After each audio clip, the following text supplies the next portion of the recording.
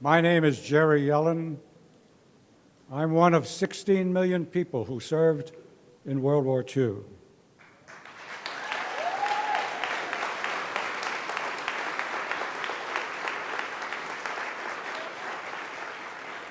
On my 18th birthday, February 15th, 1942, I enlisted in the Army Air Corps. I wanted to fly fighters against the Japanese because of what they did at Pearl Harbor. I graduated from flying school with 10 hours in a P-40 in August of 1943. 28 of us in our class were sent to Hawaii to get further training, and I remained in the 78th Fighter Squadron my entire career in the military. We flew P-40s, then P-47s, and then we flew P-51s. And on March 7th, 1945, we flew from Saipan 650 miles to a small 8-square-mile island called Iwo Jima. There were 90,000 soldiers fighting on 8 square miles of land, 67,000 American Marines, and 23,000 Japanese defenders. The sights, the sounds, the smells of that battle remain with me to this day. There were 28,000 dead bodies strewn across Iwo Jima, 21,000 Japanese, and 7,000 American Marines. I had a mission. My mission was to kill Japanese. I flew 19 8-hour long-range missions over Japan. The first was on April 7, 1945, the first land-based mission ever flown by Army Air Corps fighter planes over Japan. I watched as bombers dropped their bombs, B-29s dropped their bombs on square miles of Tokyo, which was burning, and not once did I ever think there were people on the ground. They were Japs. They were not human. They were my enemy. On August 14th, the war ended. I had flown with 16 young guys who didn't come back from the war. The oldest was 26, and the youngest was a guy from Brooklyn by the name of Phil Schlomberg, 19 years old. When I came home, I had a very difficult time. Speaking to my parents was impossible. Speaking to my sister, Maxine, was difficult. It was tough to talk with anybody. I had no buddies. I had no airplane. I had no mission to fly. I really had little purpose in my life. In 1949, on Good Friday, I went on a blind date with a young lady from Brooklyn, Helene Schulman.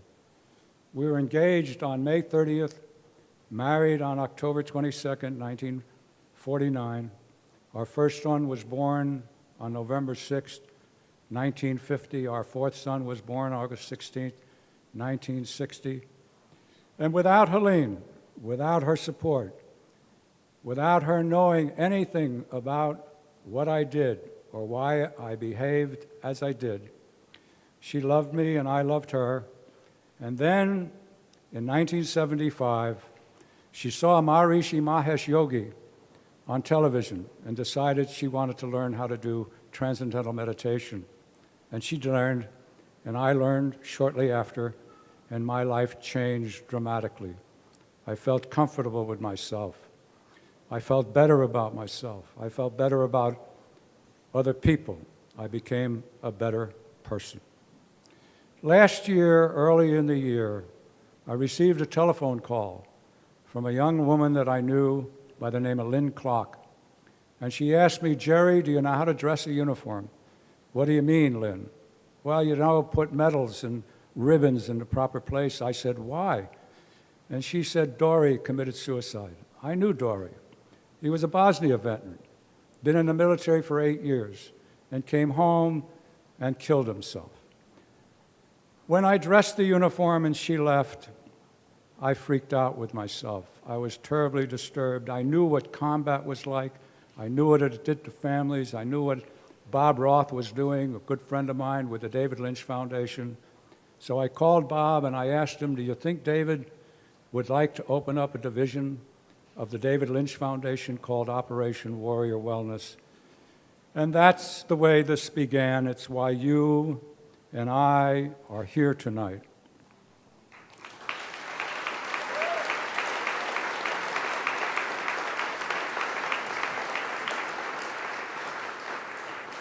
Today, there are 500,000, 600,000 young veterans coming home from Iraq and Afghanistan suffering from what I suffered, undiagnosed post-traumatic stress disorder.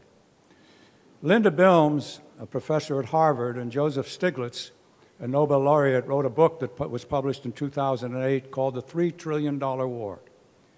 They estimate that it costs $15 billion a year to take care of the mental health of the veterans coming back from those two wars.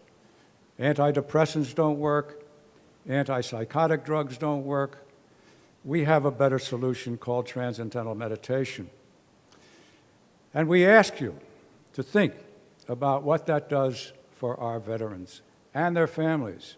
Every one of those 550,000 who are suffering from post-traumatic stress have 10 other people that are affected. Their families are affected. Everybody is affected. And we ask for your help. We ask, as an American, for your help. We ask you to help your veterans and their families, and Operation Warrior Wellness is certainly available to help too. Thank you very much.